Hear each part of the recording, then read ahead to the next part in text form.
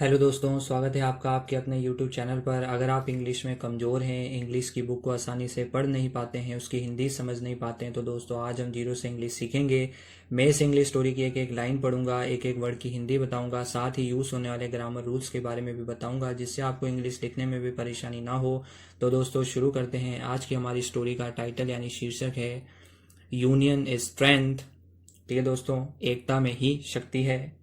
बहुत ही अच्छी स्टोरी है दोस्तों। आप एक दो अच्छी अच्छी स्टोरी सुनोगे, साथ में इंग्लिश भी सीखोगे। मैं पहले इसकी एक लाइन पढ़ता हूँ। कॉपी और पेन लेकर बैठ जाइएगा दोस्तों, और नए नए वर्ड्स को लिखते जाइएगा। चलिए शुरू करते हैं।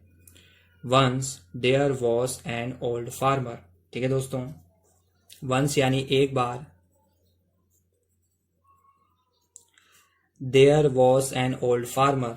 अब देयर का मतलब यहाँ पर इंट्रोडक्टिव वर्ड है। वैसे तो देयर का मतलब वहां निकलता है दोस्तों, लेकिन देयर यहाँ पर इंट्रोडक्टिव वर्ड है, और मैं प्रीवियस वीडियो में बहुत बार बता चुका हूँ देयर का मतलब जब वाक्य में सब्जेक्ट क्लियर नहीं होता है तो डमी सब्जेक्ट के रूप में देयर का यूज किया जाता है।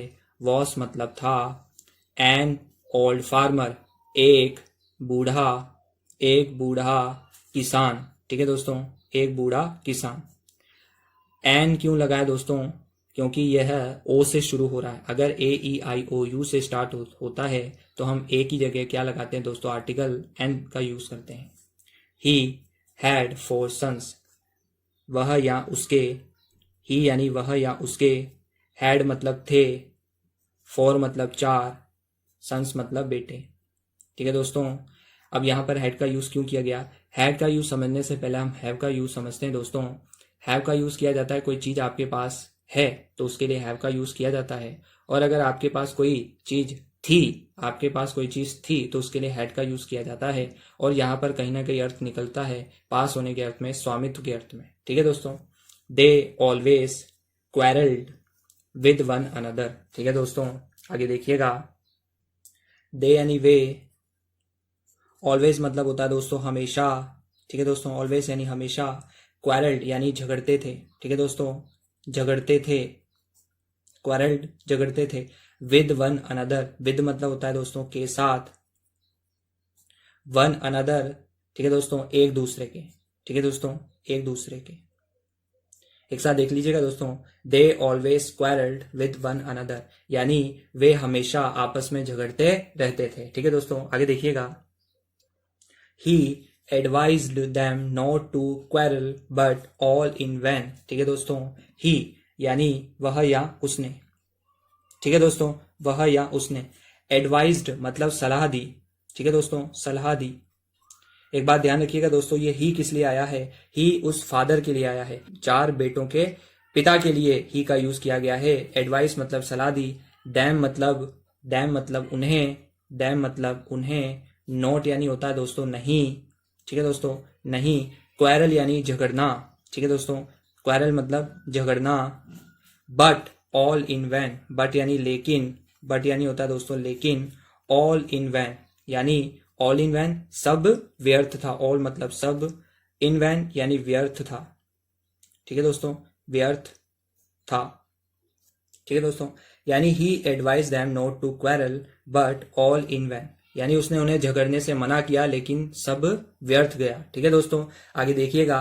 One day the farmer was very ill. One day यानी एक दिन। ठीक है दोस्तों, द फार्मर यानी किसान, फार्मर यानी किसान। वॉज वेरी इल, वॉज मतलब था, वेरी मतलब बहुत। ठीक है दोस्तों, वेरी यानी बहुत, इल मतलब बीमार। ठीक है दोस्तों, इल मतलब बीमार। यानी one day the farmer was very ill, यानी एक दिन किसान बहुत बीमार था। आगे देखिएगा दोस्तों। He called his sons together. He यानी उसने। ठीक है दोस्तों, वह या उसने। कॉल्ड मतलब बुलाया। ठीक है दोस्तों, कॉल्ड मतलब बुलाया। हिज मतलब उसके। सन्स यानी पुत्रों को या बेटों को। ठीक है दोस्तों, टुगेदर यानी एक साथ। टुगेदर का मतलब क्या होता है दोस्तों? एक साथ। यानी एक दिन वह बीमार था और उसने अपने पुत्रों को एक साथ बुलाया।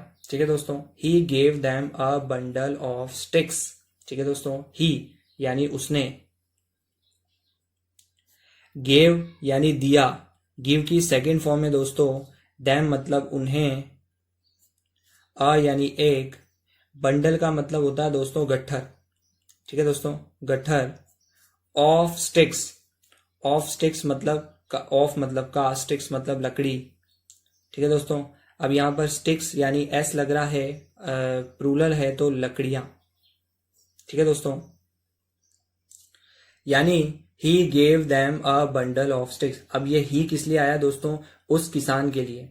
ही गेव दैम यानी उसने उन्हें लकड़ियों का एक गट्ठर दिया, ठीक है दोस्तों। आगे देखिएगा, he asked them to break it. He यानी उसने, ठीक है दोस्तों। आस्क्ड मतलब कहा, ठीक है दोस्तों, आस्क्ड कहा, दैम मतलब उन्हें, टू ब्रेक, टू ब्रेक तोड़ने के लिए, ठीक है दोस्तों, तोड़ने के लिए, तोड़ने के लिए, इट मतलब इसे, यानी वो लकड़ियों का जो गट्ठर था उसने उन्हें दे दिया तोड़ने के लिए। आगे देखिएगा दोस्तों, no one could break it. No यानी कोई नहीं, नो वन यानी कोई नहीं, ठीक है दोस्तों। नो वन यानी कोई नहीं, कुड मतलब सका। अब ध्यान से सुनिएगा दोस्तों, कैन की सेकंड फॉर्म है कुड। कैन यानी होता है कोई काम आप कर सकते हो, और कुड उसके पास्ट फॉर्म के रूप में यूज किया जाता है दोस्तों। कोई नहीं, कुड यानी सका, ब्रेक यानी तोड़, ठीक है दोस्तों, इट मतलब इसे। यानी एक साथ पढ़ते हैं, no one could break it, यानी कोई भी इसे तोड़ नहीं सका। He asked them to untie the bundle. He यानी उसने, आस्क्ड मतलब कहा, दैम मतलब उन्हें, उन्हें किन्हें दोस्तों, अपने चार पुत्रों को, टू अनटाई। अनटाई का मतलब होता है दोस्तों खोलना, ठीक है दोस्तों, अनटाई यानी खोलना, द बंडल यानी गट्ठर को। यानी उस किसान ने कहा कि इस गट्ठर को खोलो, ठीक है दोस्तों। आगे देखिएगा, then the farmer asked the sons to break the sticks. Then यानी फिर, देन यानी फिर, द फार्मर यानी किसान, आस्क्ड मतलब कहा, द सन्स यानी पुत्रों को या बेटों को, ठीक है दोस्तों, to break the sticks. Break यानी तोड़ना होता है दोस्तों, द स्टिक्स मतलब लकड़ियों को, ठीक है दोस्तों। मतलब इस बार किसान ने क्या किया, पहले गट्ठर को खुलवा दिया और फिर कहा कि इन लकड़ियों को तोड़ो। दे easily broke the sticks one by one, ठीक है दोस्तों। दे यानी उन्होंने, वे या उन्होंने। इजीली मतलब होता है दोस्तों आसानी से, इजीली मतलब आसानी से। ब्रोक का मतलब होता है दोस्तों तोड़ दी, ठीक है दोस्तों। ब्रेक की सेकंड फॉर्म है ब्रोक। द स्टिक्स यानी लकड़ियों को, ठीक है दोस्तों, लकड़ियों को। One by one, one by one का मतलब होता है दोस्तों एक एक करके, ठीक है दोस्तों, एक एक करके। यानी एक साथ देखिएगा, they easily broke the sticks one by one. They यानी वे या उन्होंने आसानी से तोड़ दी लकड़ियां एक एक करके, ठीक है दोस्तों। आगे देखिएगा, now the farmer said to his son. Now यानी अब, नाउ का मतलब क्या होता है दोस्तों, अब।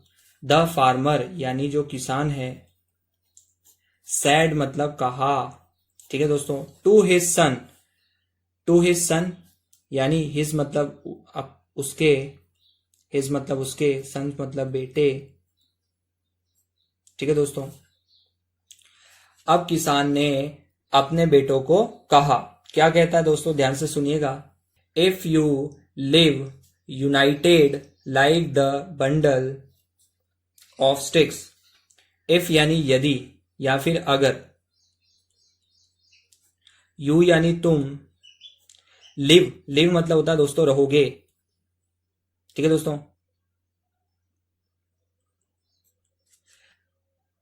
यूनाइटेड, ठीक है दोस्तों, रहोगे, यूनाइटेड, यूनाइटेड मतलब एकजुट। लाइक का मतलब होता है दोस्तों की तरह या फिर जैसे, ठीक है दोस्तों, की तरह या फिर जैसे। बंडल मतलब गट्ठर। ऑफ स्टिक्स, ऑफ मतलब का, स्टिक्स मतलब लकड़ियों का, ठीक है दोस्तों, लकड़ियों का। यानी एक साथ पढ़ेंगे, if you live united like the bundle of sticks, अगर तुम, ठीक है दोस्तों, अगर तुम लकड़ियों के गट्ठर की तरह या जैसे रहोगे, तो देखिएगा दोस्तों आगे, no one can harm you, no one यानी कोई नहीं, ध्यान से देख लीजिएगा दोस्तों, नो वन यानी क्या होता है, कोई नहीं, कैन मतलब सकता, हार्म यू, हार्म का मतलब होता है दोस्तों नुकसान, नुकसान पहुंचाना, ठीक है दोस्तों, हार्म यानी नुकसान पहुंचाना, यू यानी तुम्हें।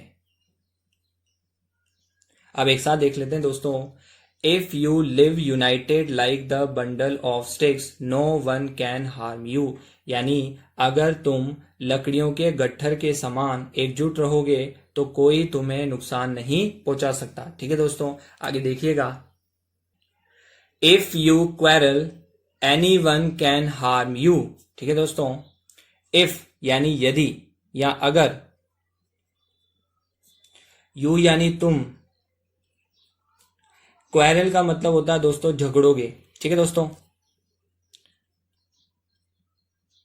झगड़ोगे, क्वेरल मतलब झगड़ोगे, anyone can harm you, anyone यानी कोई भी, एनी वन यानी कोई भी, कैन मतलब सकता है,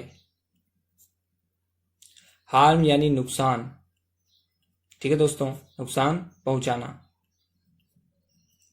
यू यानी तुम है, ठीक है दोस्तों, यानी if you quarrel any one can harm you, यानी अगर तुम झगड़ोगे तो कोई भी तुम्हें नुकसान पहुंचा सकता है, ठीक है दोस्तों। His sons learn a lesson, his मतलब उसके, सन्स यानी बेटे